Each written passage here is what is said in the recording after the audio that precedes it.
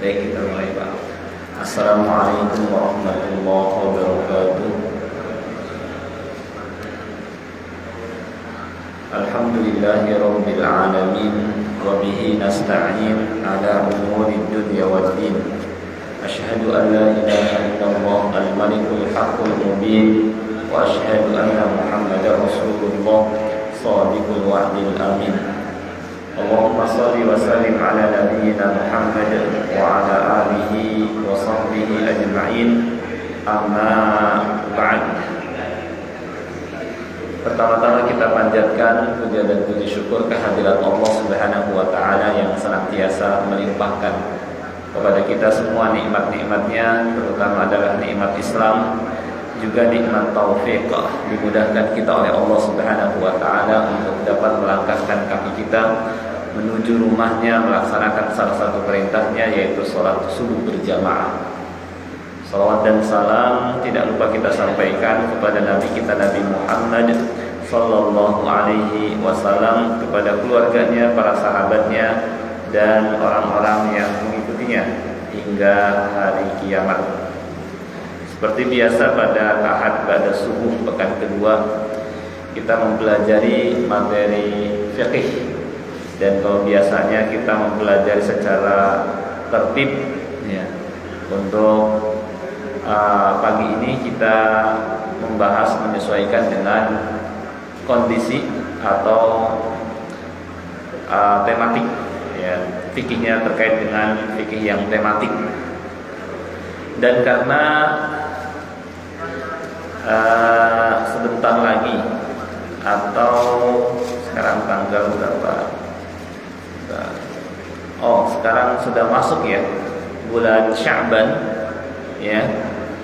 Maka fikih yang akan kita pelajari pada kesempatan pagi Ahad ini berkenaan dengan fikih terkait bulan Sya'ban, atau bagaimana menyambut bulan Sya'ban agar kita dapat memaksimalkannya. Karena di antara hal yang membuat seseorang tidak memaksimalkan sesuatu adalah ketika dia tidak mengetahui apa saja yang perlu dia lakukan pada saat atau pada waktu tertentu. Dan karena sekarang kita insya Allah sudah masuki bulan Sya'ban, maka kita akan bahas agar kita mengetahui apa sunnah Rasulullah SAW pada bulan Sya'ban. Berdasarkan hadis riwayat Bukhari dan Muslim dari Aisyah radhiyallahu anha, ia berkata, "Kana Rasulullah sallallahu alaihi wasallam yasumu hatta naqul la yuftir, wa yuftiru hatta naqul la yasum. Wa ma ra'aitu Rasulullah sallallahu alaihi wasallam istakmala siyama syahrin qatun ila Ramadan, wa ma ra'aituhu fi syahrin aktsara minhu siyaman fi Sya'ban." Kata Aisyah radhiyallahu anha, aku tidak pernah keadaan Rasulullah sallallahu alaihi wasallam ketika sedang berpuasa, maka kami hampir mengatakan beliau tidak pernah berbuka. Dan ketika beliau sering berpuasa, kami hampir mengatakan beliau tidak pernah atau ketika beliau berbuka, tidak berpuasa, kami hampir mengatakan beliau tidak pernah puasa. Yani Rasulullah Sallallahu Alaihi Wasallam ketika sedang sering-seringnya puasa sampai kata Aisyah radhiyallahu anha, kami jarang melihat beliau berbuka. Dan ketika beliau sedang berbuka, sering berbuka, sampai Aisyah radhiyallahu anha mengatakan, kami jarang melihat Rasulullah Sallallahu Alaihi Wasallam berpuasa. Jadi beliau kadang sering puasa dan kadang sering berbuka. Yani menyesuaikan dengan kondisi beliau ya. Jadi kadang kadang kita sewaktu kita sibuk, membuat kita yang mungkin harus sering berbuka karena aktivitas padat misalnya, maka silahkan. Dan ketika kita mungkin senggang, santai misalnya, mungkin kita bisa berpuasa atau banyak berpuasa. Dan seperti ini keadaan Rasulullah Shallallahu Alaihi Wasallam melihat kondisi. Ya. Dan kata Aisyah radhiyallahu anha, "Wa ma ra'aitu Rasulullah sallallahu alaihi wasallam istakmala siyama syahrin qatta." Aku tidak pernah melihat Rasulullah sallallahu alaihi wasallam menyempurnakan puasa sebulan penuh ila Ramadan, kecuali hanya di bulan Ramadan, yaitu puasa Ramadan. Wa ma ra'aitu fi syahrin aktsara minhu siyaman fi Sya'ban. Dan aku tidak pernah melihat Rasulullah sallallahu alaihi wasallam paling banyak berpuasa seperti halnya pada bulan Sya'ban, ya. Menunjukkan bahwa di antara sekian bulan yang beliau banyak berpuasa pada bulan tersebut adalah bulan Sya'ban, ya. Dan menunjukkan bahwa cara menyambut bulan Sya'ban adalah dengan memperbanyak puasa di bulan ini. Dan inilah sunnah Nabi Sallallahu Alaihi Wasallam, memperbanyak puasa di bulan Sya'ban. Apa hikmah dari memperbanyak puasa di bulan Sya'ban? Ya. Ada yang mengatakan beliau melakukan hal itu li ta'zimi Ramadan, untuk menyambut atau memuliakan bulan Ramadan, karena sebulan lagi atau beberapa hari ke depan akan masuki bulan Ramadan, maka sebagai bentuk memuliakan Ramadan dengan berpuasa di bulan Sya'ban. Akan tetapi hadis yang menerangkan hal ini dhaif, tidak sahih. Jadi alasan ini kurang tepat. Yang tepat adalah bahwa hikmah Nabi SAW memperbanyak puasa di bulan Sya'ban adalah karena, ya, di bulan tersebut amal diangkat menghadap Allah, dihadapkan kepada Allah, ya. Maka beliau ingin saat amal beliau diangkat, dihadapkan kepada Allah, beliau dalam keadaan berpuasa, ya. Beliau dalam keadaan berpuasa berdasarkan hadis Usama bin Zaid, yaitu ketika Usama bin Zaid melihat Rasulullah SAW banyak berpuasa di bulan Sya'ban, maka Usama bertanya, "Ya Rasulullah, ini lam araka tasumu syahran minasyuhur ma tasum min Sya'ban." Wahai Rasulullah, aku tidak pernah melihat engkau banyak berpuasa seperti halnya pada bulan Sya'ban. Maka beliau bersabda menerangkan alasan beliau berpuasa, "Dzalika syahrun yaqulun nasu anhu." Itu adalah bulan, ya, yang biasa dilalaikan orang. Jadi orang biasanya tidak memanfaatkan antara dua waktu utama, Rajab dan Ramadan. Baina Rajab wa Ramadan, terletak antara bulan Rajab dan Ramadan. Bulan Rajab bulan haram, ya. Ramadan bulan disyariatkan puasa wajib, ya. Sehingga orang biasanya melalaikan antara dua amalan ini, ya, seperti antara subuh dengan zuhur waktunya panjang, orang banyak beraktivitas, orang mungkin kurang memanfaatkan. Nah, seperti ini juga bulan Sya'ban. Keadaan Rasulullah SAW tidak seperti banyak seperti apa yang dilakukan banyak orang, menyia-nyiakan. Beliau memanfaatkan waktu-waktu yang orang banyak melalaikan, seperti di bulan Sya'ban ini, seperti di waktu duha misalnya, ya. Maka beliau manfaatkan dengan berpuasa. Wa huwa syahrun turfa'u fihi al-a'malu ila rabbil alamin. Bulan Sya'ban adalah bulan amal diangkat menghadap Allah.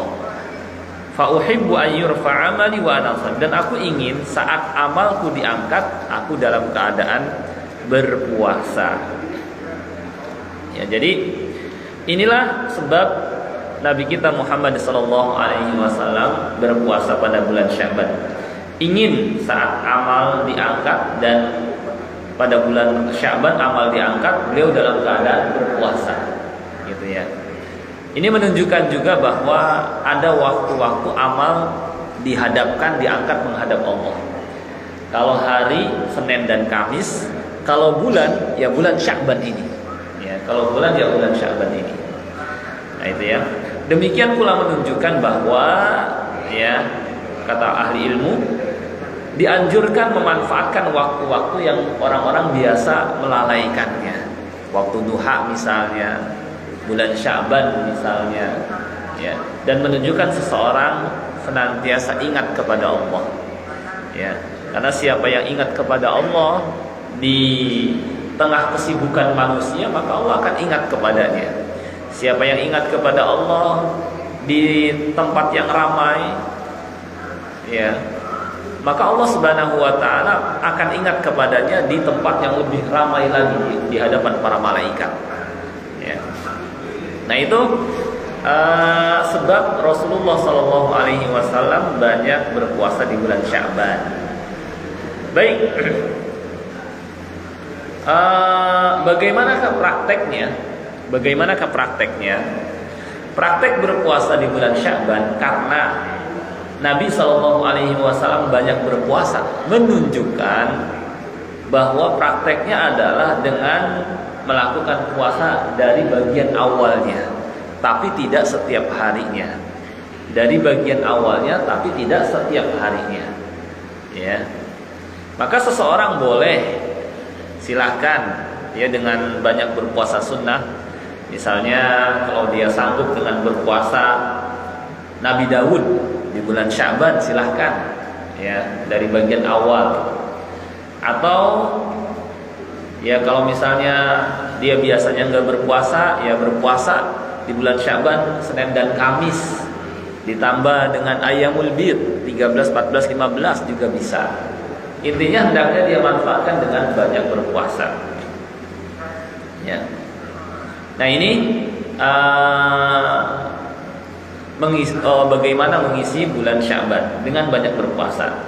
Tidak kosong sama sekali atau sedikit sekali kita berpuasa. Ya. Faedah dari kita berpuasa di bulan Sya'ban adalah nantinya mereka yang terbiasa berpuasa di bulan Sya'ban, ketika memasuki bulan Ramadan, dia akan ringan. Ya, dia akan ringan menjalankan puasa Ramadan sebulan penuh, karena sebelumnya sudah terbiasa.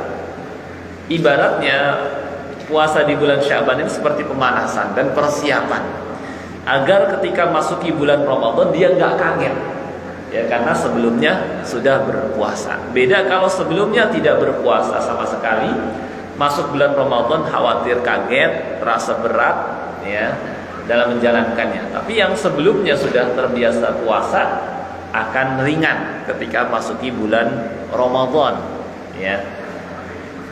Nah, ini faedahnya, ya. Dan pelaksanaannya tadi, ya. Sebagian ulama menerangkan bahwa dalam pelaksanaan puasa Sya'ban itu ada 3 hukum. Ada 3 hukum. Yang pertama adalah mustahab atau disunnahkan, ya, disunnahkan. Dalam keadaan bagaimana disunnahkan atau mustahab, yaitu ketika dia melakukan puasa dari bagian awal bulan Sya'ban dengan memperbanyak puasa, ya, baik dengan puasa Nabi Daud atau dengan puasa Senin Kamis misalnya, ditambah dengan Ayyamul Bid. Cuma tidak kita misalnya Nabi Daud Senin Kamis, pilih aja, ya, pilih aja, karena nanti jadi berantakan kalau kita gabung. Nabi Daud iya, Senin Kamis iya, jadi berantakan, ya. Misalnya Senin puasa, besok berbuka, Rabu puasa, Kamisnya jadi enggak, jadi kebanyakan, jadi enggak tertib. Pilih salah satunya, gitu ya. Itu yang pertama, mustahab atau sunnah. Dalilnya hadis ini, ya, memperbanyak puasa. Yang kedua adalah hukum puasa Sya'ban bisa berubah hukumnya menjadi sebagian ulama menyebutnya karohah atau makruh, ya, kurang utama, bukan berarti haram, kurang utama kalau memulainya di pertengahan. Karena ada hadis yang berbunyi idzan tasafa Sya'ban fala tasumu, kata Nabi sallallahu alaihi wasallam. Kalau Sya'ban sudah di pertengahan, maka jangan puasa. Larangan puasa ini bukan menunjukkan haram, tetapi makruh, ya, kurang utama, ya, kurang utama. Kalau mau puasa ya dari bagian awal, tidak dari pertengahan, gitu ya. Itu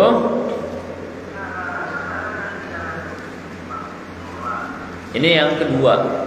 Jadi kalau mau berpuasa Sya'ban ya dari awal, tidak di pertengahan. Kalau di pertengahan boleh sih, boleh, cuma kurang utama ya.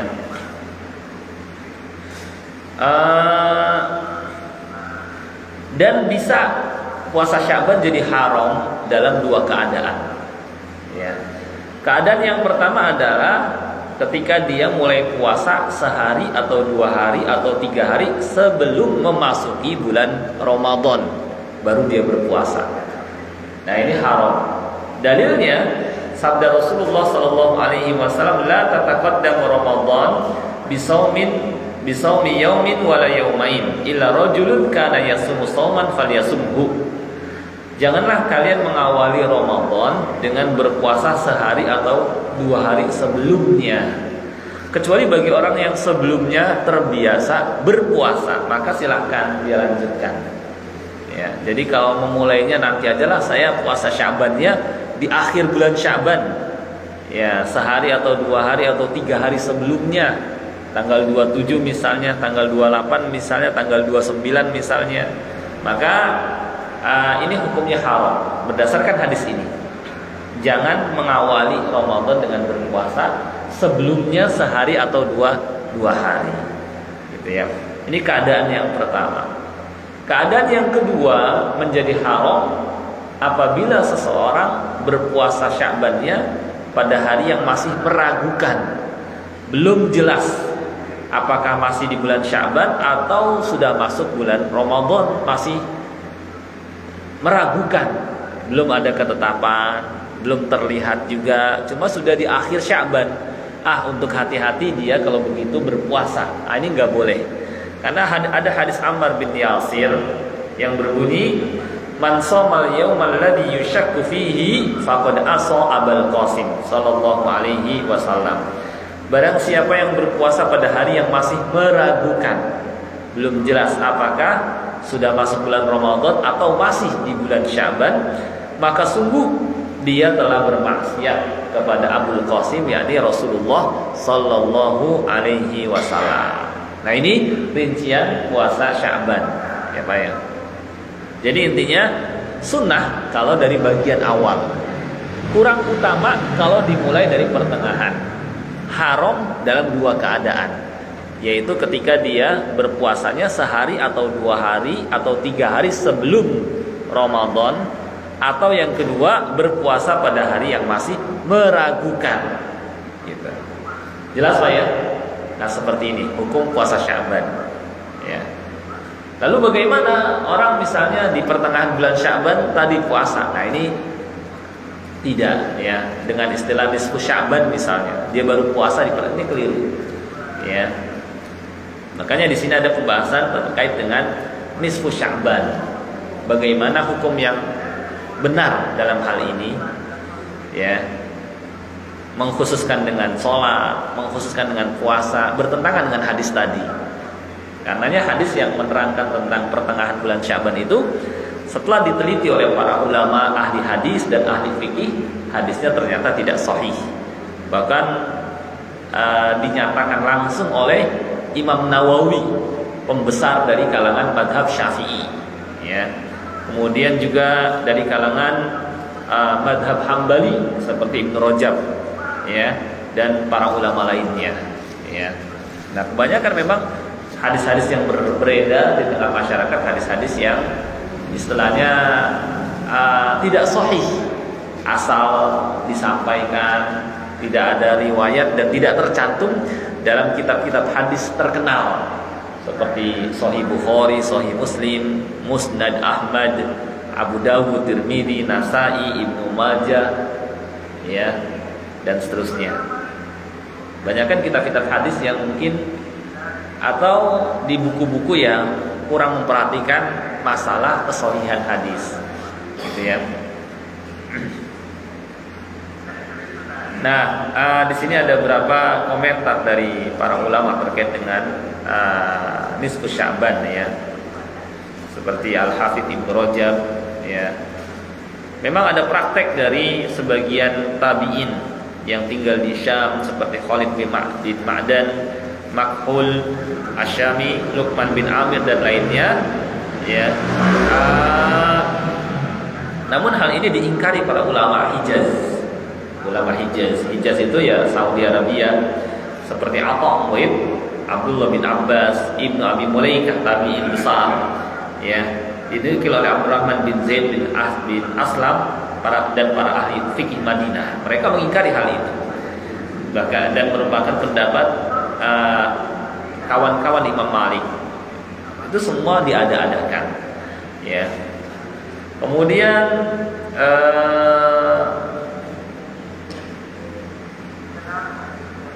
bahkan pernah ada riwayat disampaikan kepada Ibnu Abi Mulaikah dari Zaid An-Numairi bahwa pahala yang didapat dari beribadah pada malam nisfu Sya'ban menyamai pahala Lailatul Qadar.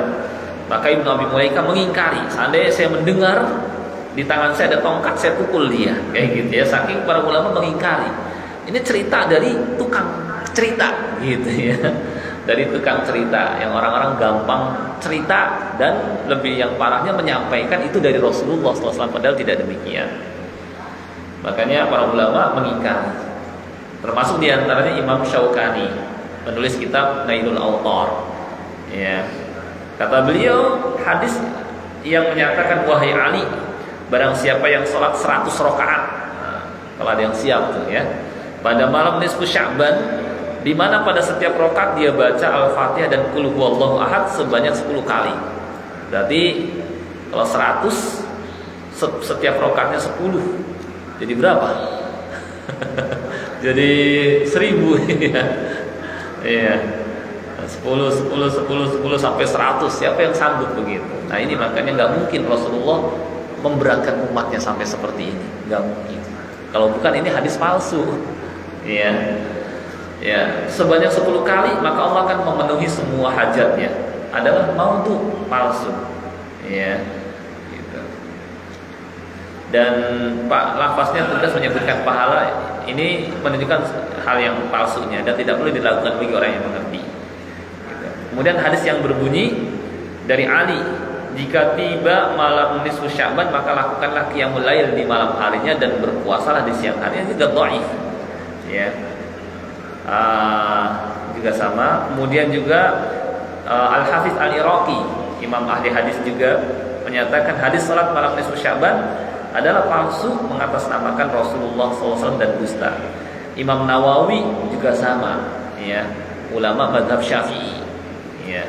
Kata beliau, salat yang dikenal dengan nama salat rogoib, ya, yang dilakukan jumlahnya 12 rakaat dikerjakan antara maghrib dan isya pada malam Jumat pertama bulan Rajab, serta salat khusus malam nisfu Sya'ban yang berjumlah 100 rakaat adalah bid'ah yang munkar. Itu kata Imam Nawawi.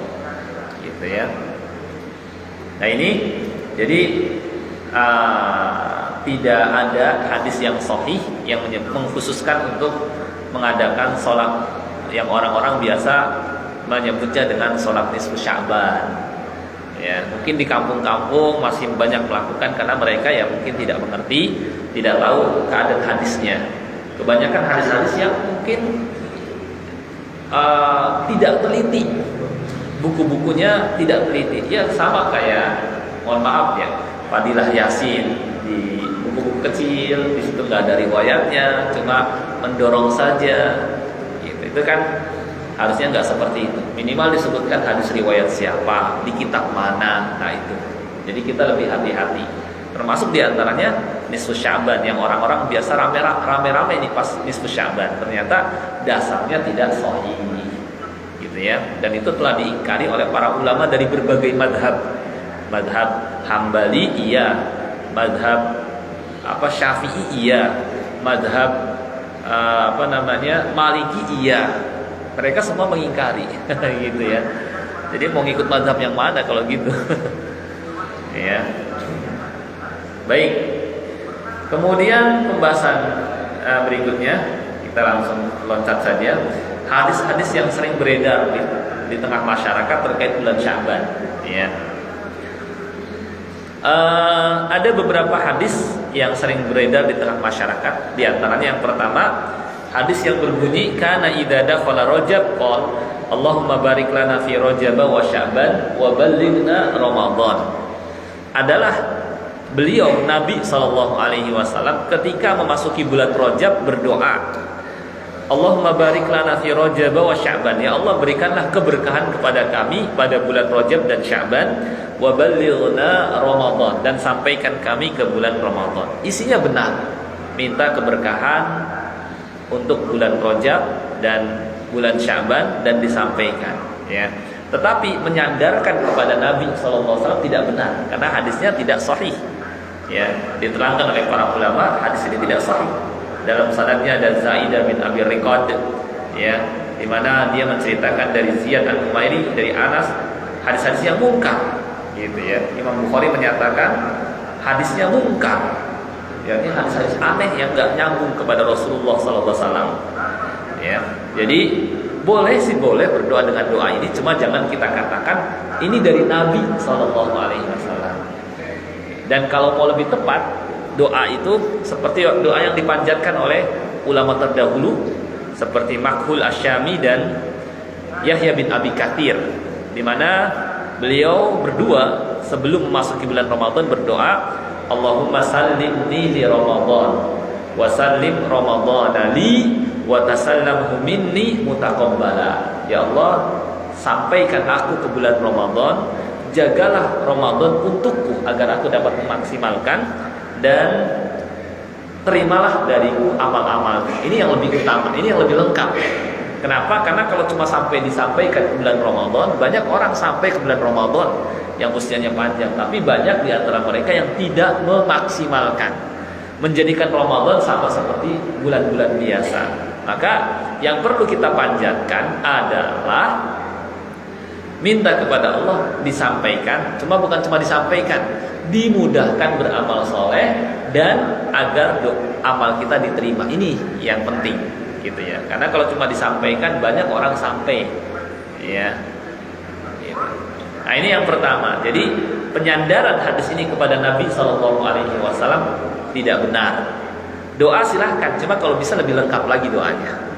Balighna Ramadan wa wafiqna lil amali shalih fihi wa taqabbal minna a'malana. Nah, itu kalau mau lengkap, gitu ya.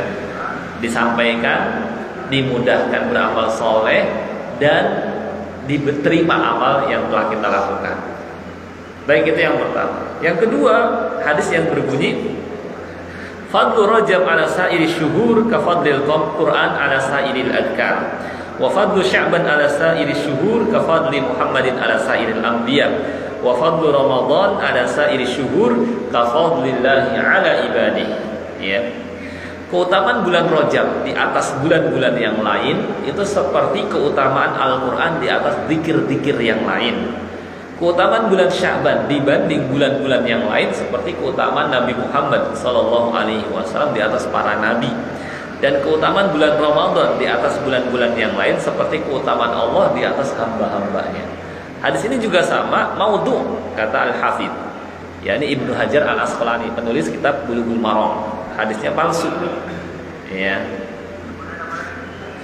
Yang ada rawi bernama As-Sikti yang suka memalsukan hadis, gitu ya.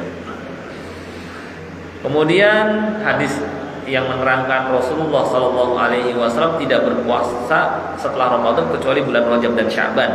Juga ada rawi bernama Yusuf bin Atiyah, seorang yang sangat dhaif. Kemudian ini yang sudah banyak masyhurnya yang saya sebutkan. Rajab syahrullah wa Sya'ban syahri wa Ramadan syahru ummati. Rajab adalah bulan Allah, Sya'ban adalah bulanku, dan Ramadan adalah bulan umatku. Ini juga hadis palsu, ya, hadis palsu. Dan masih banyak lagi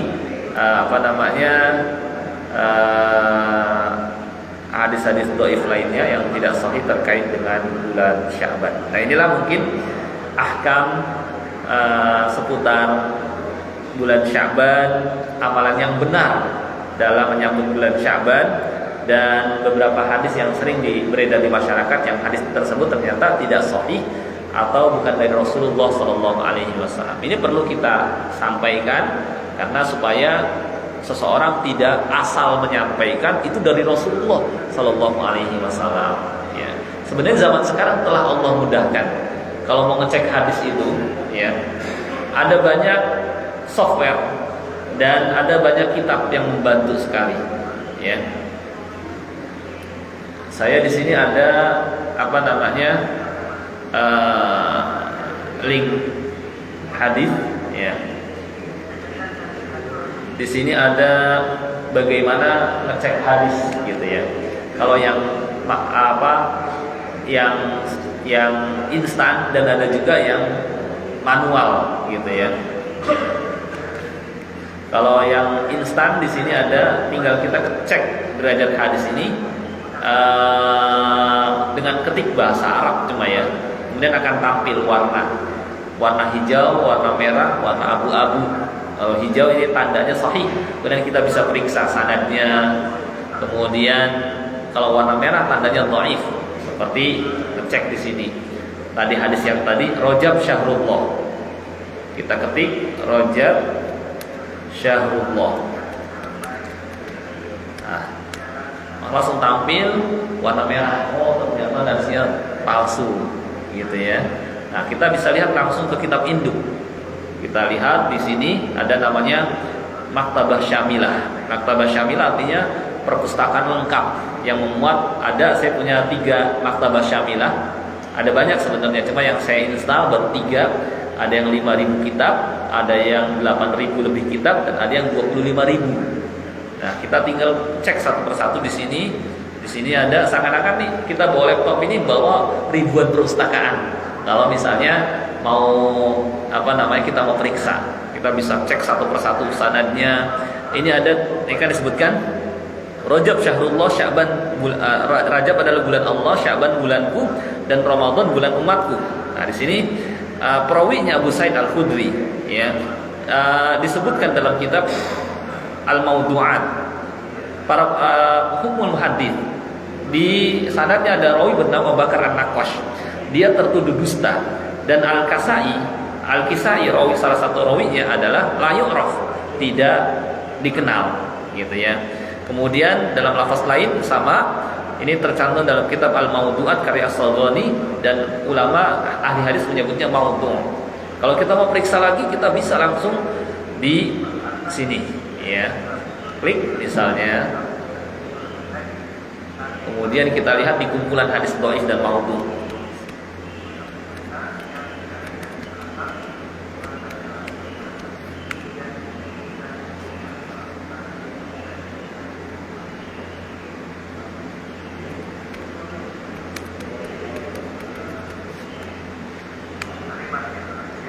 Nah, langsung tampil, ya. Hadis ini Rajab Syahrullah, Sya'ban bulan umatku, dan Ramadan adalah bulan umatku. Ya, Sya'ban bulanku, Ramadan bulan. Hadis ini dhaif, disebutkan Al-Asbahani dalam At-Targhib dari Kiram bin Tamam dari Yunus dari Al-Hasan, dia berkata, Rasulullah SAW bersabda, barang siapa yang berpuasa sehari di bulan Rajab maka seperti berpuasa 2 tahun. Siapa yang berpuasa separuh di bulan Rajab maka seperti berpuasa 30 tahun, dan seterusnya. Hadis itu dhaif karena terputus di akhir sanad, dan Kiram bin Tamam seorang yang jujur tapi suka salah, gitu ya. Kemudian terangkan lagi. Nah, ini sudah tanda-tanda, maksudnya menunjukkan ke tidak bersambung, terputus di akhir sanad, gitu ya. Jadi ada yang diloncat. Jadi ini saking para ulama, saking menjaganya hadis-hadis Nabi SAW, mereka memeriksa. Penyebab hadis itu dhaif itu ada 2, karena terputusnya. Ada yang dilewatin banyak, lebih terputus lagi. Satu saja sudah dianggap tidak diterima, apalagi banyak. Ya, kemudian karena yang kedua adalah rawinya bermasalah, bisa pendusta, tertuduh dusta, fasik, mungkar, ya, sering lupa, banyak salah, itu sudah ditolak sebuah hadis, dan seterusnya. Baik, saya kira ini pembahasan terkait dengan puasa Sya'ban atau terkait dengan Sya'ban ya, mudah-mudahan bermanfaat. Mungkin sebelum ditutup kalau ada yang ingin ditanyakan silahkan.